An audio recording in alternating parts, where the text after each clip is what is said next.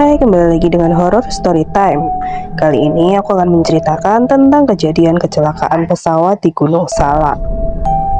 Suara dentuman keras menggema di hutan Gunung Salak, Bogor. Asap hitam mengepul ke langit, menutupi sinar matahari pagi yang cerah. Tim SAR dari Bandara Halim Perdana Kusuma yang menerima laporan kecelakaan pesawat Tim SAR dari Bandara Halim Perdana Kusuma yang menerima laporan kecelakaan pesawat dari menara pengawas langsung berangkat ke lokasi kejadian. Setelah beberapa jam berjuang memotong hutan lebat, akhirnya tim menemukan jejak besi dan bagian-bagian pesawat yang terbakar berserakan di sela-sela rimbunya pepohonan. Pemandangan mengerikan menyambut personel tim SAR. Mayat-mayat penumpang dan awak pesawat berserakan. Ada yang masih utuh namun terbakar hancur.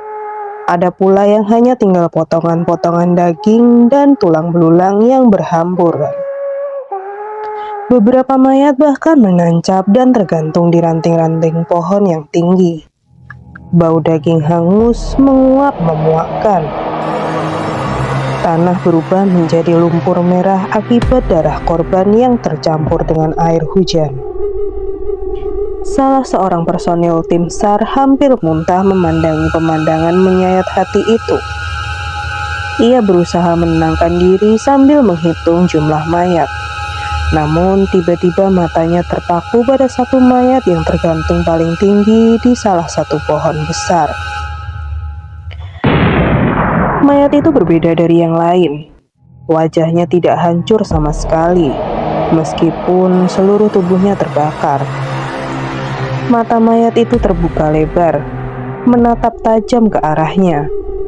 Ia merasa jantungnya berdetak kencang, tangannya gemetar hebat. Ketika sedang berusaha menenangkan diri, tiba-tiba saja mayat itu menggerakkan kepalanya ke arahnya dan menunjukkan seringai menakutkan. Ia menjerit histeris dan hampir pingsan ketakutan. Rekannya yang lain langsung menghampirinya. "Ada apa? Kau baik-baik saja kah?" tanyanya cemas. Dengan tubuh gemetaran, ia menunjuk ke arah pohon besar tepat mayat aneh itu tergantung. Namun kini pohon itu kosong. Tak ada lagi tanda-tanda mayat mengerikan itu lagi. Semuanya menjadi misteri. Apakah itu hanya halusinasinya saja akibat syok melihat kejadian mengerikan itu? Lelah dan ketakutan, personel tim SAR mulai memasang tenda untuk beristirahat sejenak sebelum melanjutkan proses evakuasi korban. Suara jangkrik dan hantu malam menjadi soundtrack alam sekitar. Salah seorang personil bernama Adi belum bisa tidur. Bayangan mayat mengerikan yang dilihat rekannya tadi terus menghantuinya. Ia memutuskan untuk keluar tenda sebentar untuk menenangkan pikirannya. Bulan bersinar terang, membuat hutan Bukit Salak terlihat jelas meski dalam kegelapan. Adi memandangi pemandangan indah itu sambil sesekali menghirup udara segar. Tiba-tiba pandangannya tertuju pada sebuah cahaya aneh dari kejauhan. Cahaya itu bergerak perlahan seperti lilin yang dibawa seseorang. Namun tidak mungkin ada orang lain selain mereka di sini. Penasaran, Adi pun mencoba mengikuti arah cahaya itu bergerak. Setelah beberapa menit berjalan, cahaya itu berhenti di sebuah pohon besar yang ranting-rantingnya penuh lumut hijau. Adi memincingkan matanya, berusaha melihat lebih jelas. Seketika, jantungnya terasa ingin melompat keluar begitu menyadari sosok apa yang berdiri di pohon itu. Seorang wanita berambut panjang menutupi wajahnya sedang memunggungi Adi. Anehnya, wanita itu tidak menghasilkan bayangan di bawah sinar bulan. Ketika Adi hendak berteriak ketakutan, wanita itu tiba-tiba berbalik. Dan wanita itu menatap Adi dengan mata yang melotot dan berdarah. Wajahnya pucat pasi, tanpa kulit, hanya menyisakan daging dan tulang belulang. Adi menjerit histeris dan jatuh terduduk ketakutan. "Siapa kau? Hantu siapa?" tanya Adi gemetaran. Sosok mengerikan itu hanya menatap Adi dalam diam, lalu membuka mulutnya lebar-lebar mengeluarkan suara menyeramkan seperti raungan binatang buas. Suara Adi menyeruak di tengah hutan membangunkan rekannya. Mereka segera berlari ke sumber suara dan terpana melihat Adi tak sadarkan diri. "Ada apa, Adi?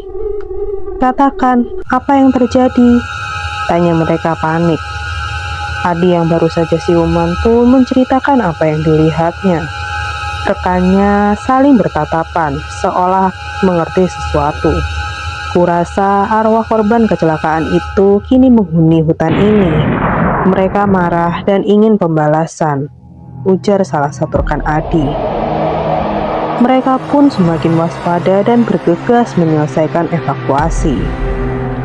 Malam semakin larut, tetapi tim SAR masih sibuk mengevakuasi mayat korban dari lereng Bukit Salak. Sesekali terdengar suara-suara aneh di kegelapan hutan. Yang membuat bulu kuduk merinding. Salah seorang anggota tim bernama Ika sedang membawa mayat terakhir untuk diangkut keluar hutan. Tiba-tiba ia mendengar suara ranting patah di belakangnya. Ika pun menoleh dan tubuhnya membeku melihat sosok menyeramkan berdiri beberapa meter di belakangnya. Sosok itu sedikit transparan, menyerupai sosok manusia yang telah membusuk. Wajahnya pucat pasi, tanpa mata dan mulut, hanya tinggal tulang. Ika pun kaku dan ketakutan. Mayat di punggungnya pun terjatuh. Makhluk halus itu semakin mendekati Ika sambil mengeluarkan lenguhan menakutkan. Ika pun menjerit sekencang yang ia bisa memanggil teman-temannya. Teman-teman Ika pun segera datang dengan senter di tangannya. "Ada apa?" tanya mereka panik. Sosok mengerikan itu menghilang sesaat tersorot cahaya senter. Ika menangis ketakutan, menceritakan apa yang ia lihat. Semua orang saling berpandangan, yakin bahwa mereka tidak sendirian di hutan itu. Arwah-arwah korban kecelakaan pesawat seolah ingin membalas dendam dan tidak pernah tenang di sana. Suasana di camp SAR pun semakin mencekam. Bulan semakin tertutup awan gelap dan hujan mulai turun di malam itu. Sinar senter satu-satunya penerangan mereka di tengah kegelapan hutan itu. Tim SAR memutuskan untuk segera menyelesaikan proses evakuasi meski sudah larut malam. Mereka bergegas membawa mayat-mayat korban yang tersisa ke dalam truk pengangkut. Salah seorang anggota tim bernama Udin dipisahkan dari yang lain untuk membersihkan sampah yang ditinggalkan. Ia menyapu daerah sekitar dengan senter sambil waspada. Tiba-tiba senternya padam. Gelap gulita menyelimuti. Udin menjadi panik. Ia memukul-mukul senternya berusaha menyalakan kembali. Tangan Udin tiba-tiba dipegang sesuatu dari belakang. Ia menoleh dan matanya terbelalak lebar. Sosok wanita berambut panjang yang menutupi muka menatapnya dalam diam. Udin menjerit histeris, namun tangannya tak bisa lepas. Sosok itu membuka rambut panjangnya. Wajahnya hancur tak berbentuk. Udin semakin histeris melihatnya. Tiba-tiba senter Udin menyala kembali. Sosok yang mengerikan itu tiba-tiba menghilang. Udin pingsan di tempat karena syok. Pagi harinya, tim SAR segera mengakhiri penyelamatan dan membereskan peralatan. Mereka ingin segera meninggalkan hutan mengerikan Bukit Salak. Udin masih belum siuman karena kejadian semalam. rekannya memutuskan untuk segera mengevakuasi Udin keluar dari hutan.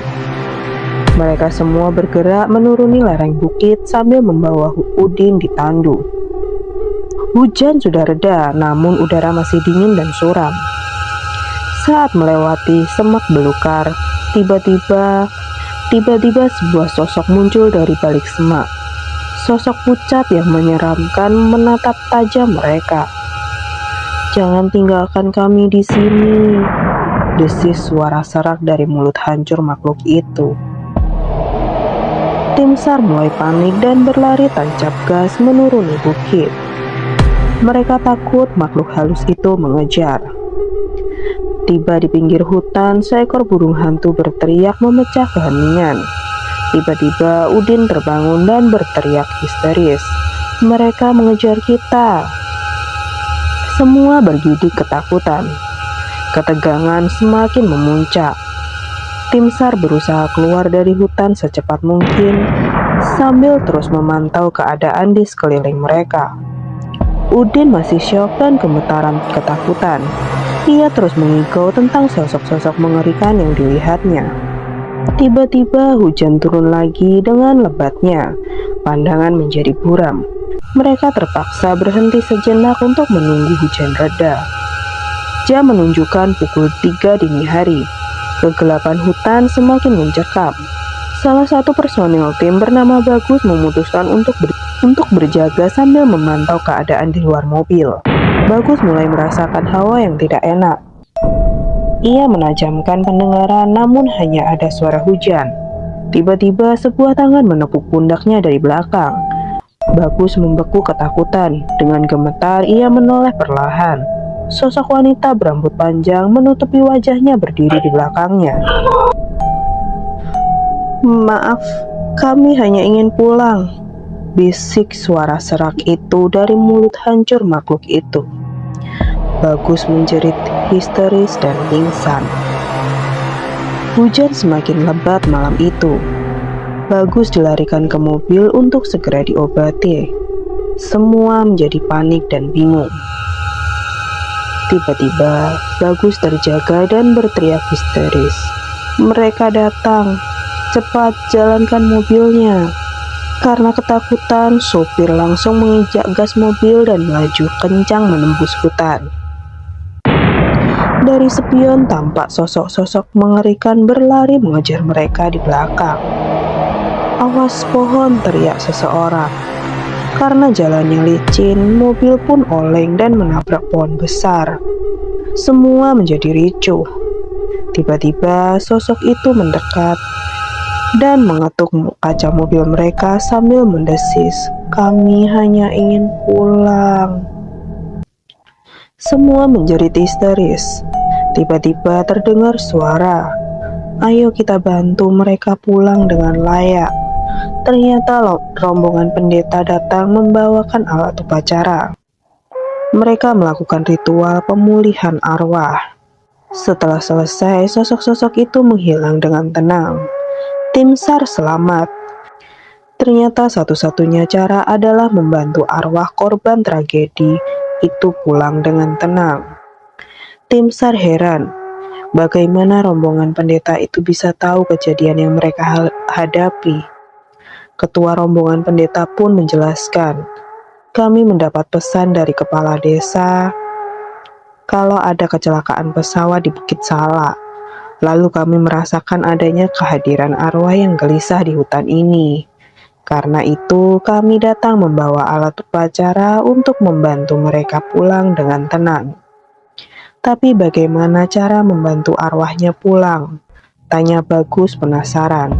Sang pendeta menjawab, "Arwah-arwah korban itu tetap berkeliaran karena mayat mereka belum dimakamkan dengan baik.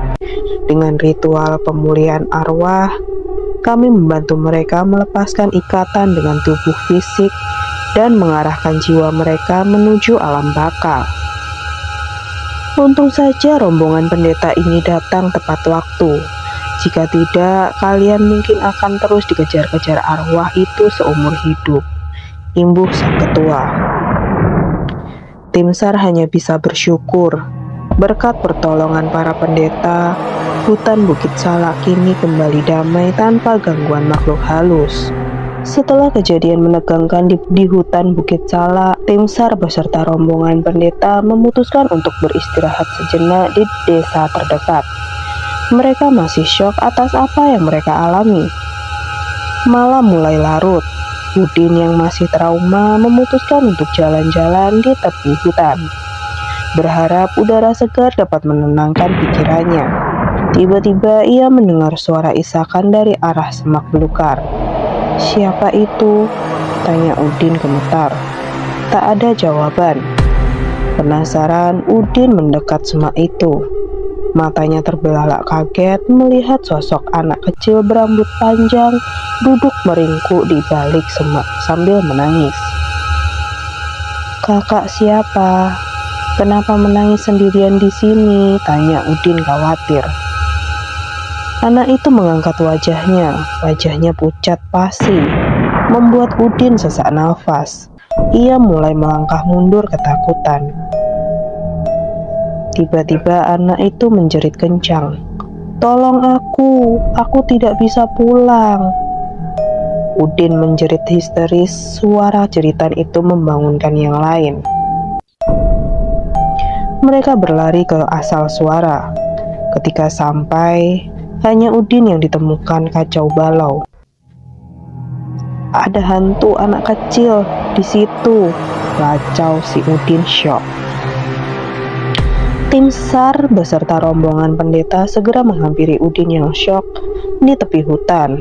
Mereka mendengarkan penjelasan Udin dengan seksama. "Arwah anak itu mungkin tersesat, belum bisa pergi ke alam baka," kata ketua pendeta. Mereka memutuskan untuk melakukan ritual pemulihan arwah sekali lagi di malam itu, berharap arwah anak kecil itu juga dapat dibebaskan dari ikatannya. Setelah ritual selesai, tiba-tiba awan gelap membentuk wujud anak kecil. Ia tersenyum dan berterima kasih, lalu menghilang bersama angin. Semua merasa lega, termasuk Udin yang trauma mulai kembali lebih baik. Keesokan harinya mereka pamit pulang.